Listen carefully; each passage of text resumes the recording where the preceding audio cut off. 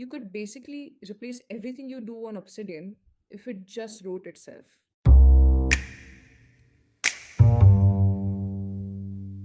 A few weeks ago, Andre Karpathy posted his LLM wiki idea, and it's brilliant.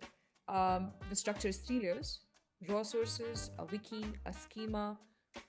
Pretty cool.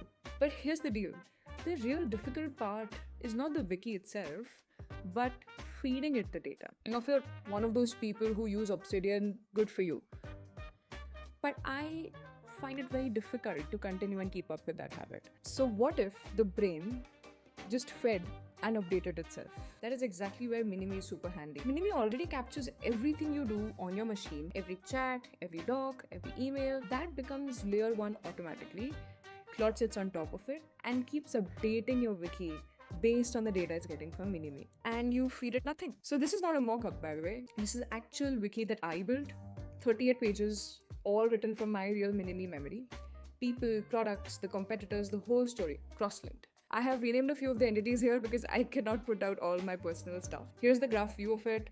Every dot is a page, every line is a connection Claude made on its own. I never do a single one of these links. And look how it is organized. This is Karpathy's exact method. Raw sources in one folder, the wiki, Claude writes in another, and the schema that runs it.